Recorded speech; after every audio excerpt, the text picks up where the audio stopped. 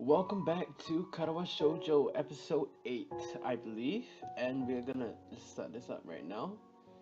Let's pay my numbers. Oh, which one? I think this one.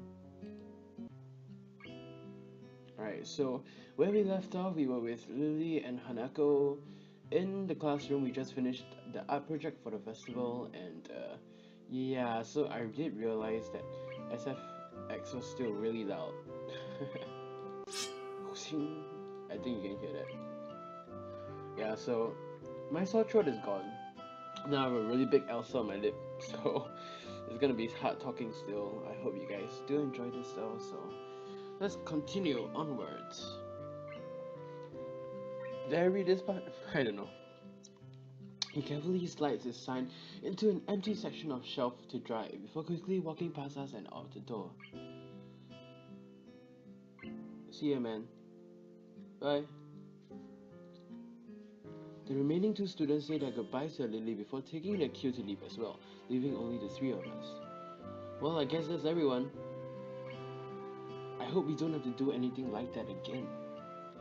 Working past school time? Indeed, the class plans this year were ambitious, maybe too ambitious. Your stalls look nice though. She's smiling, it's so cute. It's just, I don't know, it's just, okay, like, to be honest, to be truthful, like, okay, this is not anime, this is like it's more like manga, but the way they draw it is cute, and of course it's not realistic, unless you do plastic surgery, which I'm not for plastic surgery at all, so, yeah, and of course I know that this is all unrealistic drawings. Okay, time to, give me a sec, I need to stop my dog from barking. Okay, I'm back, guys. Alright, he's right, it shows that a lot of work's gone into them. My, I'm sure a lot of us would be glad to hear that. At least now there's not much work to do until the festival itself. It's getting pretty late. Should we go? That's probably a good idea. Are you going back to the dorms as well, Hisao? Yeah, I guess I'll tag along. Yeah, anyway, so in the episode, like episode 6, I think, there was like a no, episode 7, that was last episode. Like, there was a cold war between Misha and Shizun, even though Misha wasn't sorry, give me a sec. Misha and Shizun, even though Misha was not really like taking part in it, and Lily, who I sided with Lily because I don't know, I just don't like Shizun as much as Lily. As much as I like Misha's attitude and her optimism, I just can't stand Shizun's really aggressive behavior. It's not like, it's just not does not appeal to me as much. Yeah, so nighttime lighting really makes the gardens look quite different. Compared to the usual look of lush greenery, things are much more calm. Being that it's so late, the lack of students around probably helps. The odd one or two can be seen scurrying to and from the dorms, trying to act the most out of their approaching curfews, but no more. All that can be heard is our footsteps, in addition to Lily's cane regularly gently tapping the ground in front of her. It's nice to finally be able to relax a bit after the mad rush during school. Without even noticing it, I let out a small yawn. Tired? Yeah, I'm still getting used to the flow of things, I guess. The thing with Shizen took me kind of off guard though. I grit my teeth a little as a candid mention of their rather public spect. That said, I do want to sort out what in the world was behind it.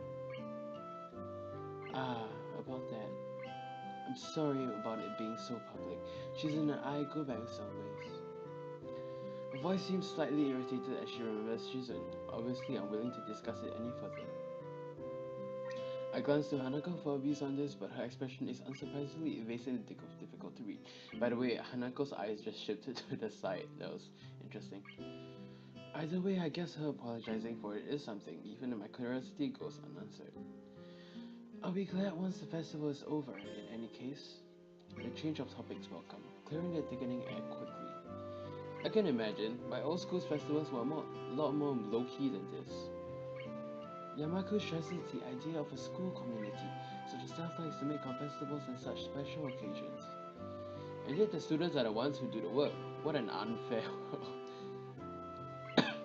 Hanako and Lily both chuckle in agreement, savoring the fact that none of the staff are around to hear our grumbling. As a student, I think everybody can sort of empathize with that. I suppose coming from a strict all-girls school helped me a bit with Yamako. Compared to Dan, Yamako is much more relaxed. Let go way towards explaining her well-bred speech and behavior in any case. As we come up to the dormitories, it eventually comes time to leave for our respective rooms. See you, Lily, Hanako. The two both give polite nods before setting off to the women's dorms, just next to the guys. As is to be expected of such an arrangement, there's a staff member casually patrolling around outside to prevent any nighttime shenanigans. Walking past him, I quickly stretch my arms and rub my neck, both quite sore after having walked on the floor for so long before walking to my room. It feels good to actually have direction, though. After so long in the hospital, the everyday facts of studying homework and teachers seems almost a blessing. I guess if things continue like this, my time at Yamako might turn out okay. Adhering to the nurse's nagging voice in the back of my head. Okay, there goes my dog again. I'm so sorry. Today I'm extra fierce to my dog, so. Adhering to. Okay, yeah, by the way, if you hear other dog noises, it's actually my neighbor's dog who's opposite my house, so that's. I mean, unfortunately, I can stop my dog, I can't stop my neighbor's dog, so. Adhering to the nurse's nagging voice in the back of my head, I set my alarm clock to wake me up early enough to go jogging again. I made a promise and I'm going to keep it. Besides, Emi is bound to rat on me if I don't show up. But it's not all that bad. My morning alarm goes off and I flail about uselessly for a while until I remember that I decided to give my morning runs another shot. I don't know if this was my greatest idea, but I'm determined to keep going. This is about my health after all. That's true. Sure, things haven't been great lately for me, but that hasn't made existence so intolerable that I'm not going to try everything I can to stay healthy. Shakira.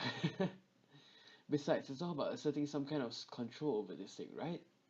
If I can manage that, well, I can manage anything. At least that's what I keep telling myself. Once again, it will appear that I'm not alone in my run. Emi has apparently been here for some time. It looks like she's already worked up a good sweat. Just when the hell does she come down here anyway? Oh, it's you! I'm surprised to see you again. What is that? Well, not many people actually manage to come back for a second try. She frowned, seemingly annoyed by a passing thought. Like the rest of the track team, for instance. Still, it was only supposed to be on a volunteer basis, so it's not that big of a shock. And I guess it's pretty early in the morning. Her face is still angry, really angry. It's struck, and suddenly it appears that she's forgotten what she was talking about. The frown disappears entirely, and she seems to snap back to her previous train of thought. So, come on then! What? You're here to run again, right? Well, yes. So come on!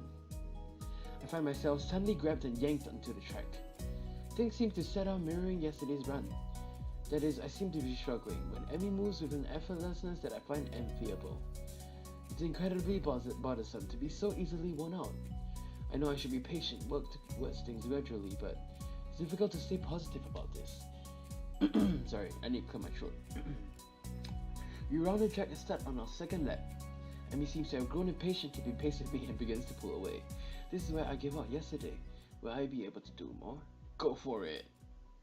A lot of people chose go for it, and in the end, they end up with Emi. I don't mean to spoil it, but go for it. Woo.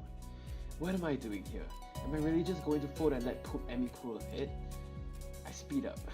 The second lap is done quickly, and without even considering it, I keep going. Emi's looking back over her shoulder at me and grins. Still going?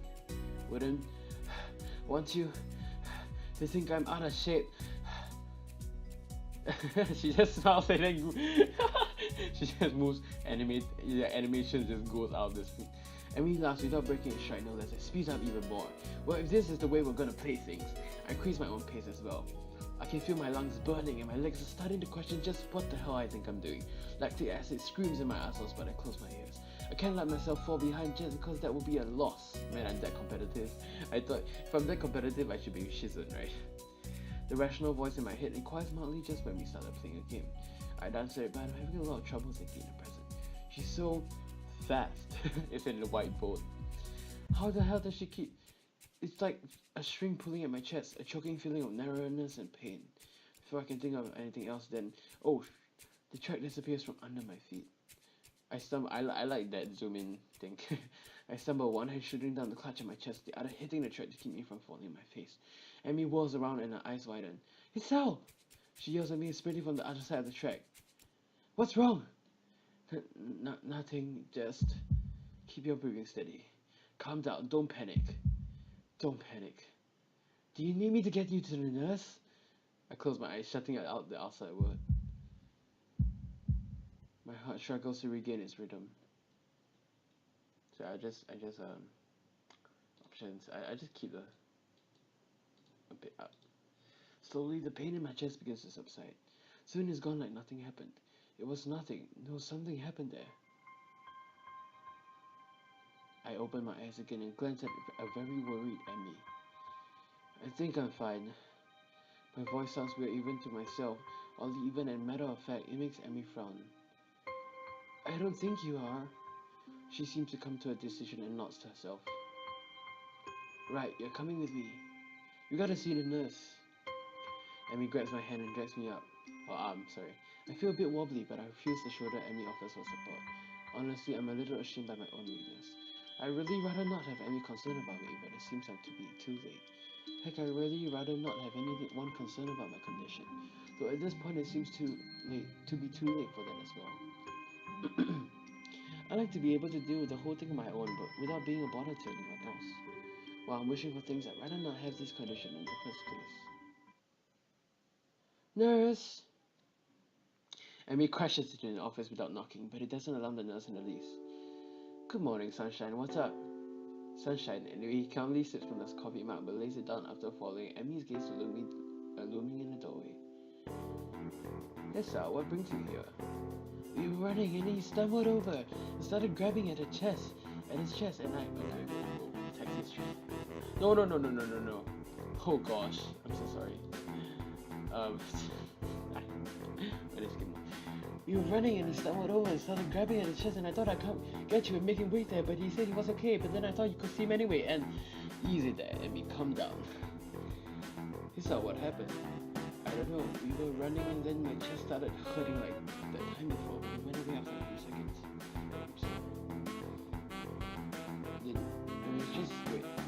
It was just a flutter or something. The nurse frowns at us to say just a flutter is some kind of oxymoron. I didn't mean quite this when I suggested get some exercise. You got to be careful with yourself. No man.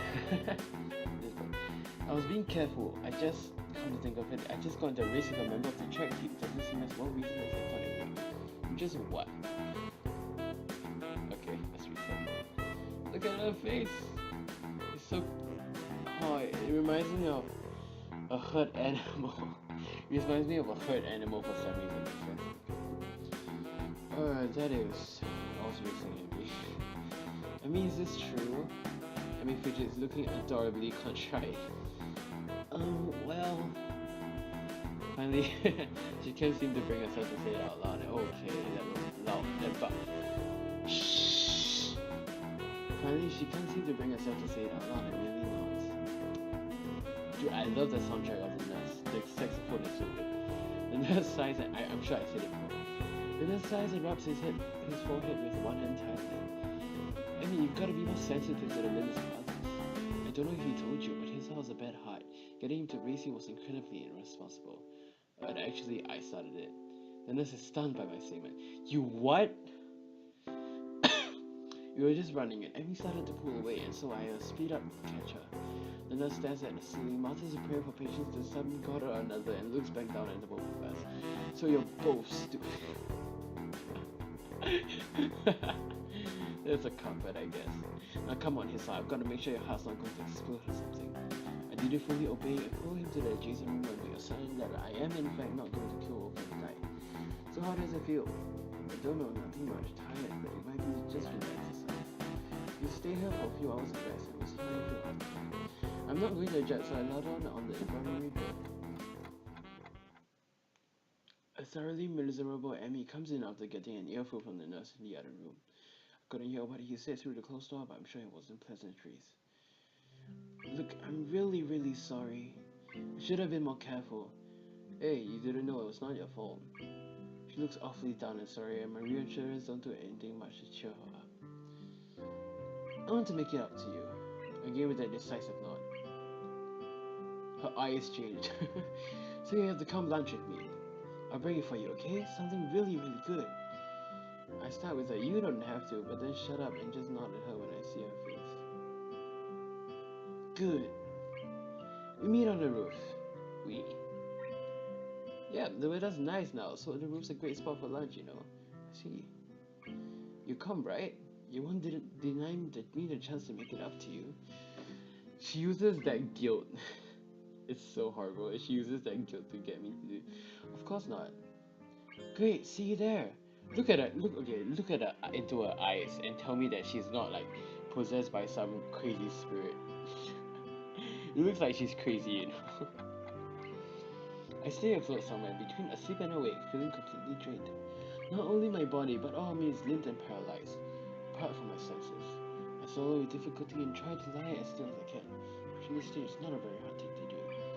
The nurse is shuffling around on the other side of the curtains he drew to give me privacy, just see his shadow shifting around in sunlight. He has opened the window of his office. It's windy outside. The clean white curtains flutter in the breeze in a heavy lazy motion, like waves. Light sifts through them, slowly absorbing into the fabric. I close my eyes. The breeze on my face feels like a soft fabric of the curtains. I listen to the sound of my heartbeat for a moment, trying to shut out the sound of the nurse tapping away on his computer and my own heavy breathing. It's steady. Damn it. Not even a week and I end up like this again. I really screwed up this time. Should have known better than to play the half-baked sports stars in front of a real one. Why did I try to act brave, like the half flutter was no big deal, even when it was obvious that it was? It was just a reflex to push it away, to keep it inside. I didn't want it to happen. I didn't want Emi to see it. Ah, stupid. I have to be more careful or I'll end up in the hospital again or worse. That's my final thought before I give in to the tiredness. I fell asleep. How long? What time is it? I'm feeling a little lightheaded and I keep blinking compulsively. I forgot to check the time limit, so I'm gonna get my clock. There we go.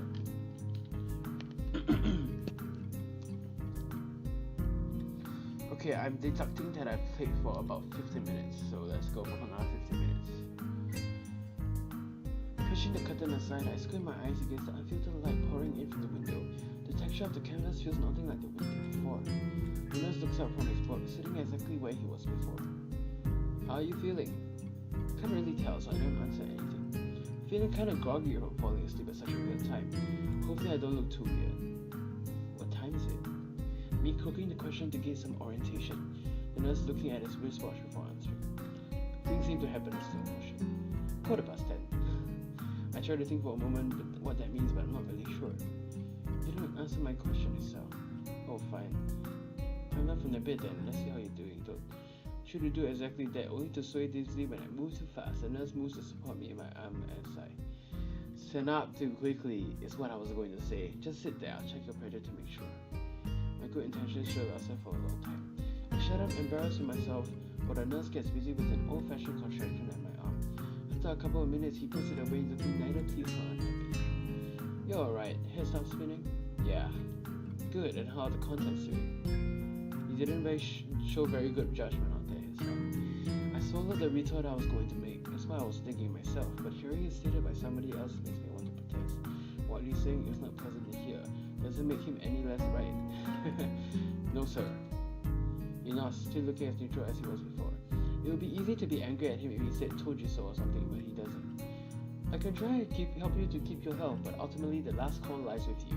Hopefully this little episode will be something that reminds you of that. Here a note for your teacher to avoid an interrogation. I take the slip of paper he's offering and then make my leave as I can't think of anything else to say, not even really want to. Stay out of your trouble, do you hear me?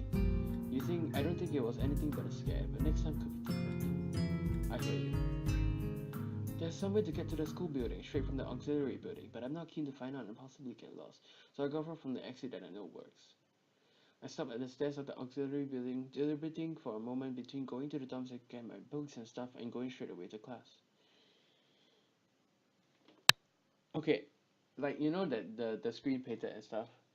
Like okay, I mean the right in front of it. I know it's oil painted, but I'm just wondering what is that yellow thing in the middle of the screen, and what is that black thing above the windows of the middle build or like the school building, and like the window panes. Ah, okay, I'm not really sure. And somebody's holding their van outside. Oh my gosh.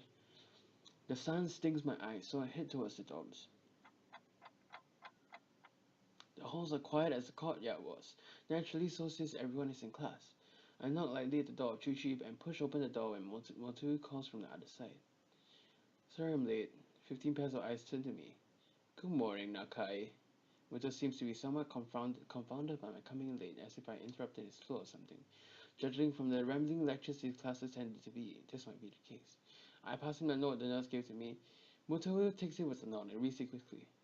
He lifts his eyebrows and gives me a kind of a stern look but doesn't say anything, just nods solemnly again. I shrug as he gestures at me to run along, so I naturally do. The class goes on lazily. I think I'm starting to get into the rhythm of this school.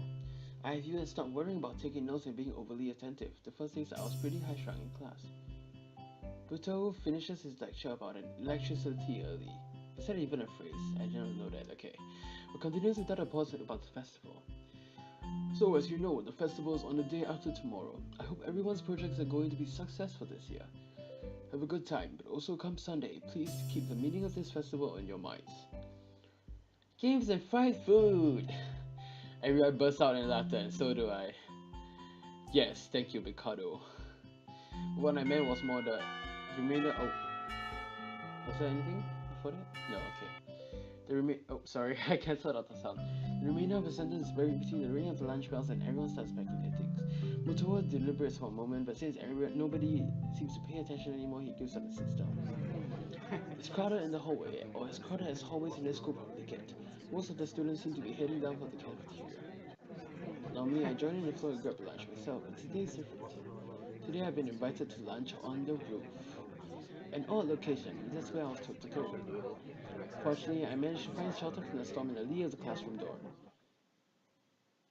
Eventually, the torrent subsides and I step tentatively out into the hallway, only to be met by Emi, who comes flouncing down the hallway like a cannonball.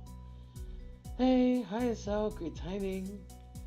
I have super extra lunch today, as promised. Let's go upstairs. The stairway to the roof is little dilapidated, but it's clearly been used recently.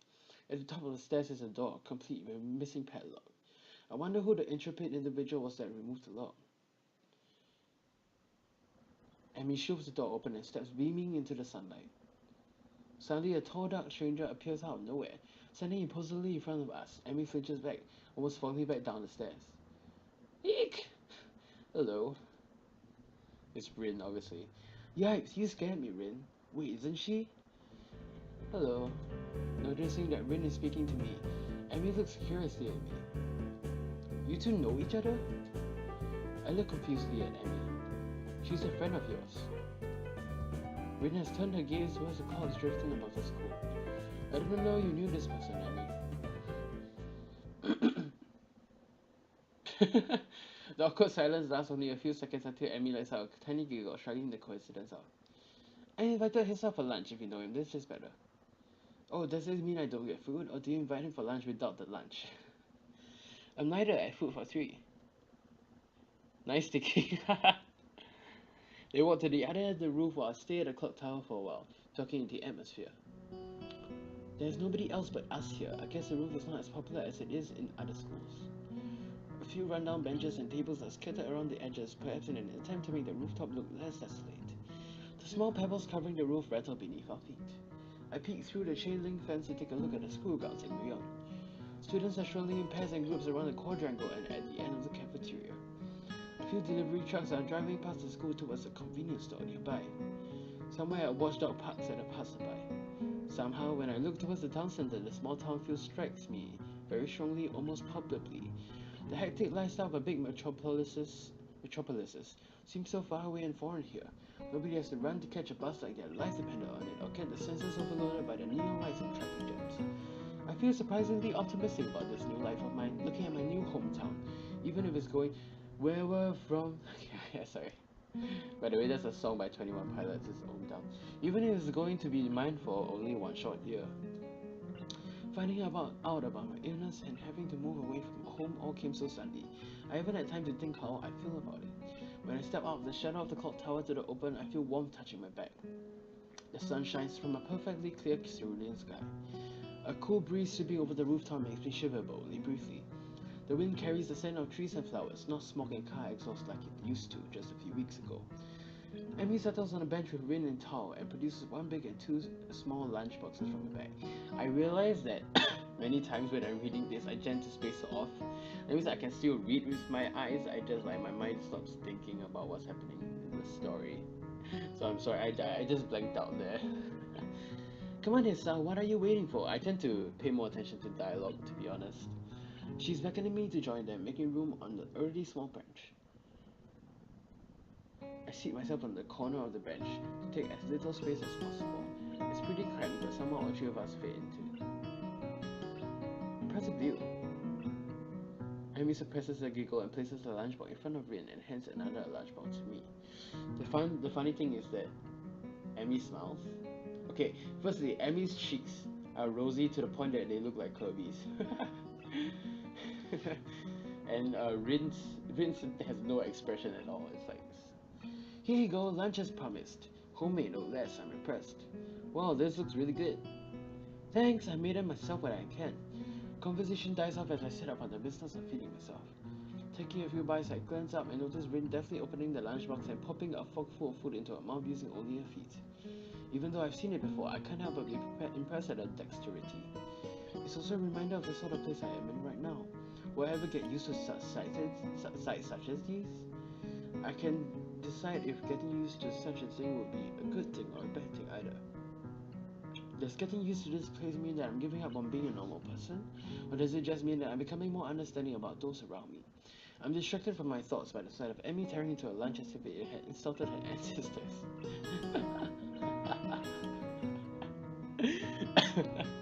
Don't know why that was so funny. You seem pretty hungry. Emi looks up, mouth half full, and swallows before nodding. My morning run always works up an appetite, which is great because then I burn through lunch pretty quickly. Helps me keep my girlish figure. What would happen if you lose it? Would you become a man? I very nearly choked on my lunch trying not to laugh.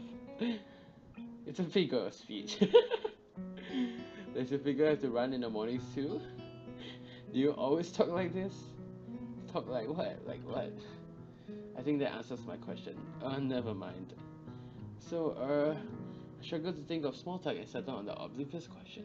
How do you two meet? Rin seems content to let Emi answer this question. Someone in the housing department thought that we complement each other well, so we were assigned rooms next to one another. Complement each other? Like shoes and a suit. Huh. Emi giggles at my confusion. Put us together and we got our limbs, get it? So I started helping Rin get ready in the mornings and that was it. I mean, you can help someone get dressed every morning and not get along. I see. Rin chooses a moment to interject. I have trouble with shirts. Right, that seems fairly obvious. Really? Kind of. This isn't helping, but at least Emi seems to find the whole thing funny. The funny thing about Emi's lips is that they're like a tree, you know, like those, like equal tree sign, you know. That combined with the fact that Rin is genuinely curious makes me feel slightly better and yet confused. I mean, you've got no arms, so putting on the shirt seems like one of those things that would be difficult. You know what, I'm just gonna stop talking now. It saved me a lot of trouble in the long run. I agree, Hisao. Rin nods in what I suspect is meant to be a sage manner. I see. Why does she take it so seriously? It's like she closes like one of those like guardians that talks to you like in the midst of like battle and war. It's like, I see. The conversation dies as I turn my attention back to my lunch. It's really quite good. Emi finishes her lunch first and makes a contented noise. Ah, that was good.